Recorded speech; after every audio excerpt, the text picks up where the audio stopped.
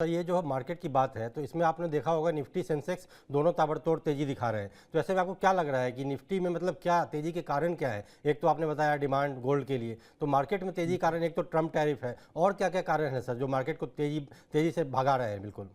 देखिए सर, बहुत सारे इकोनॉमिस्ट अपना अपना दलील रखेंगे, बहुत जी। सारे इकोनॉमिस्ट अपनी अपनी बातें रखेंगे। मैं बड़ा सीधा शब्द में बात करता हूँ। बाजार में चार तरह का सीजन होता है, ये आज की बात नहीं है, ये हर वक्त चलता है। बाजार में पहला जो बाजार में थोड़ा सा स्लो डाउन मूवमेंट आता है, ये हमेशा आता है दिसंबर नवंबर, जिसमें हमारे इंडिया में दिवाली का होता है। तो दिवाली से पहले ही लोग खरीद चुके होते हैं, दिवाली के वक्त बाजार इस मोड में चलता है। उसके बाद दूसरा होता है जब बाजार में स्लो डाउन फेस होता है, उसको बोलते हैं 23 दिसंबर से लेकर 3 जनवरी तक न्यू ईयर और क्रिसमस मनाते हैं। फिर चाइनीज लूनर डे आता है, और फिर मार्केट में आता है चाइनीज लूनर डे के बाद फिर बाजार में आता है एक रमजान का। तो अभी हमारे बाजार में कोई भी बड़ा इवेंट नहीं है। Market sideways come up trend में ही रहेगा, और इसका रीजन कि कोई बहुत बड़ा इवेंट नहीं आने वाला है। आरबीआई की पॉलिसी आ चुकी है, अब कंपनियों का अपना अपना रिजल्ट आता रहेगा। तो बाजार साइडवेज कम अप ट्रेंड में रहेगा। बिल्कुल आप सोच रहे हैं कि निफ्टी कल 25,000 का हो जाए, धीरे धीरे चलेगा, धीरे धीरे चलेगा, और हम अपने करेक्ट स्ट्रेटजी के साथ उसमें बैठे रहे। जी। सर आपने कहा जैसा कि एक झटके में बिल्कुल रॉकेट नहीं बन जाएगा बाजार, लेकिन जैसा देखा गया कल का जो सिनेरियो था, सुबह में तो मार्केट डाउन था, लेकिन जैसे ही चाइना में प्रेस कॉन्फ्रेंस किया गया उसके बाद मार्केट अचानक से बम की तरह भागा और सेंसेक्स ने 1500 की छलांग लगा ली। तो एक तो इंटरनेशनल फैक्टर काम कर रहा है, तो क्या जो आप कह रहे हैं कि कोई इवेंट नहीं है तो केवल इंटरनेशनल फैक्टर के दम पे बाजार, भारतीय बाजार भाग रहे हैं, ऐसा है क्या? सर सर ग्लोबल जो मार्केट है, जी। इंडिया, हम अपनी बात करते हैं, हम $4 ट्रिलियन की इकोनॉमी है। जी। और बिल्कुल ईमानदारी भरी बातें करेंगे, कोई इधर उधर की बातें नहीं करेंगे। जी। हम $4 ट्रिलियन की इकोनॉमी है, और इस $4 ट्रिलियन के इकोनॉमी में सिर्फ इक्विटी मार्केट का मार्केट कैप जो है $128 ट्रिलियन का है। जी। इंडिया का बाजार ग्लोबल मार्केट पे डिपेंडेंट है। We are the world largest consumer, we are not the world largest producer. हम आज सबके हाथ में मोबाइल फोन है, हम मोबाइल फोन प्रोड्यूस नहीं करते हैं। आज सबके हाथ में हम यूज करते हैं बहुत सारी websites, Google, Facebook, Instagram, apps. तो ये सारे जो हम लोग का जो सर्विसेज कंट्रोल कर रखा है या हमारे टाइम को कंज्यूम कर रखा है, वो सारा यूएस कंट्रोल्ड है। तीसरा, आज हम लोग कहते हैं कि बाइकआउट चाइना, लेकिन विदाउट चाइना हम जिस लैपटॉप से, जिस सिस्टम से कनेक्ट है, वो भी made in China. Even Apple का होता है made in China, assembled in California.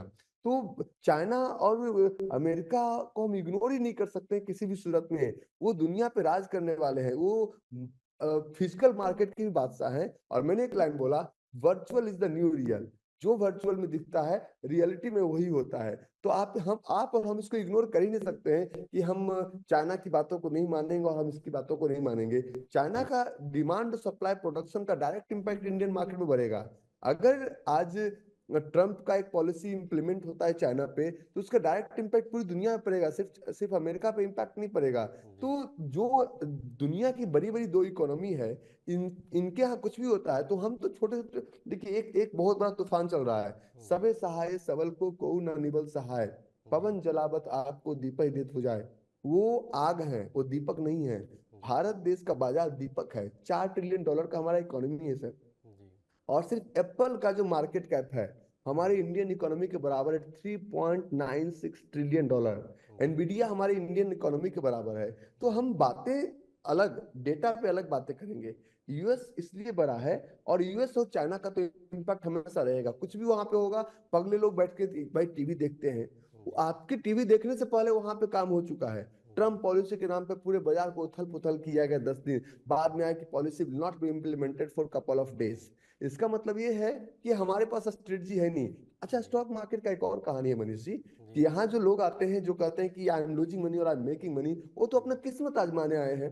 कोई डिग्री तो है नहीं, कोई प्री डिफाइंड नॉलेज भी नहीं है, कोई उनके पास प्री डिफाइंड स्ट्रेटजी नहीं है। और किन्हीं के पप्पा नहीं चाहते कि मेरा बेटा स्टॉक मार्केट में ₹1 निवेश करे। हमारा जो माइंडसेट है वो अभी भी कहता है कि नहीं, ₹2 का नौकरी कर लो, बट स्टॉक मार्केट का ट्रेडर नहीं बन सकते हैं। दुनिया की सबसे स्ट्रॉन्गेस्ट इकोनॉमी, सबसे छोटी और सबसे बड़ी इकोनॉमी, और इंडियन बाजार की सबसे जो बड़े इन्वेस्टर, गवर्नमेंट ऑफ सिंगापुर, आज इंडियन मार्केट में सबसे ज्यादा निवेश करते हैं। सबसे ज्यादा स्ट्रॉन्गेस्ट पासपोर्ट वर्ल्ड का सिंगापुर का, वो स्टॉक मार्केट में निवेश करके बने, उनके यहाँ तो फैक्ट्री भी नहीं है, उनके यहाँ जमीन भी नहीं है, लैंड भी नहीं है, छोटी सी कंट्री, हमारी दिल्ली से भी छोटी कंट्री तो और सर आपको मैं आबादी थोड़ा सिर्फ सा 63। इंटरप्ट करना चाहूँगा बीच में। सर ऐसे में रिटेल निवेशकों को करना क्या चाहिए, चाहे वो सोने में हो चाहे स्टॉक मार्केट में हो, क्योंकि रिटेल निवेशक जो है पूरी तरह से मतलब सेंटीमेंट पे चलता है। आप खुद जानकार हैं बाजार के, आपको अच्छे से पता होगा। तो ऐसे में हमारे शो करने का जो मकसद है कि ऐसे में रिटेल निवेशक करे क्या, मतलब तेज़ी तो बम्पर चल रही है, अचानक से गिरावट आ जाए, क्योंकि आपने बताया कि रिटेल निवेशक पैसा नहीं कमा पाते हैं। तो ऐसा क्या करना चाहिए रिटेल निवेशक को जो इस जोरदार तेज़ी में या गिरावट में भी अपने आप को बैलेंस रख पाए? रिटेल निवेशकों को सबसे पहले एक चीज, हम गाड़ी में एक्सीलेटर दे रहे हैं जी लेकिन हमारा ब्रेक कहाँ है, मीन्स हम बाय तो कर रहे हैं जी लेकिन अगर इन केस खुदा ना खास्ते कुछ हो जाए तो हम स्टॉप लॉस कहाँ पे लगाएंगे। जी हम जंग के मैदान में हैं, हम सारी सेनाओं को मरवा के नहीं लौटेंगे, अगर दो चार मर गई हम वापस लौट जाएंगे। हम जी ट्रेडिंग की दुनिया में हैं, इन्वेस्टिंग की दुनिया में हैं, तो हम कैपिटल को जीरो करके नहीं लौटेंगे। जी रिटेल ट्रेडर, रिटेल इन्वेस्टर आज ट्रेडिंग के माइंडसेट और इन्वेस्टिंग के माइंडसेट से है ही नहीं। वो रातों रात कोई ऐसा सपना देख रहे हैं कि रातों रात एक दिन में डबल वाला सपना देख रहे हैं। जी और उनको एक करना चाहिए कि चार चीजों का ध्यान रखना है। किसी भी काम को करने से पहले चार चीज का ध्यान रखना होता है। पहला कि हमारा मैक्सिमम नुकसान क्या हो सकता है। योर जी risk should be 100% calculated. Risk जी मीन्स आपका स्टॉप लॉस कितना हो सकता है। जी दूसरा, एंट्री कहाँ से लेना चाहिए, किसका होलसेल प्राइस क्या है। आप जब भी प्रोडक्ट है तो होल बार्गेनिंग करते हैं, बार्गेनिंग कीजिए, मार्केट में जी बार्गेनिंग होता है। तीसरा, टारगेट पहले से पता होना चाहिए और कितना क्वांटिटी लेना चाहिए। इन चार चीजों का अगर पता है तो सही से थोड़ा थोड़ा थोड़ा थोड़ा करते रहना चाहिए। और पहले, सबसे पहले देखिए, इंडिया में भी बहुत सारे स्टार्टअप्स फेल होते हैं, जी तो ट्रेडिंग में भी जो लोग रिटेल ट्रेडर हैं उनको हम स्टार्टअप्स बोलते हैं। जी स्टार्टअप्स के दौर में बहुत ज्यादा पैसा लगाया कमाया नहीं जाता।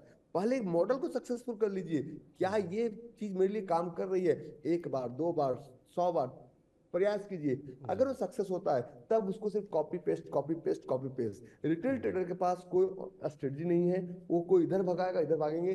अपने सही स्ट्रेटजी पे, अपने सही रूल्स, अपने सही टूल्स के साथ चलते रहिए। जो भी आपको नॉलेज, उस नॉलेज को समराइज कीजिए, प्रैक्टिस कीजिए जी और तब जाकर पैसा लगाइए। बहुत बड़ा समुंदर है और समुंदर जी से आप 4 बाल्टा पानी निकाल भी लेंगे तब भी फर्क नहीं पड़ेगा, उसमें जी 4 बाल्टा पानी डाल देंगे उसमें फर्क। ये पूरा जो स्टॉक मार्केट है ये लगभग $3500 ट्रिलियन का टोटल जी टर्नओवर है। सिर्फ फॉरेक्स मार्केट, अगर आप गूगल पर सर्च करेंगे आपको दिखेगा global forex market cap 2.4 quadrillion का है। और अभी तो जी इंडियन इकोनॉमी 4 ट्रिलियन में ही चल रही है। वो जी 2400 ट्रिलियन में सिर्फ फॉरेक्स मार्केट ट्रेड कर रहा है, जी इक्विटी मार्केट 128 ट्रिलियन में। तो जब रिटेल ट्रेडर बाजार में जाते हैं तो अपने 10,000 रुपए से सोचते हैं कि जहां से मैं बाय करता हूँ कोई देख रहा है, कोई देख नहीं रहा है आपका, आप सेंटिमेंटल बाय कर रहे हैं। दो जी तरह से किसी भी काम को किया जाता है, एक इमोशंस और जी एक सिस्टम। एक डॉक्टर को दूसरे डॉक्टर को सर्जरी सिखाने में 2 से 3 महीने का समय लगता है, जी लेकिन उस इमोशंस को किल होने में, कि आपके सामने कटा हुआ बॉडी भी आ जाए तब भी आपका इमोशंस हिलना नहीं चाहिए, जी तो उस इमोशंस को किल करने में लगता है 4 से 5 वर्ष का समय।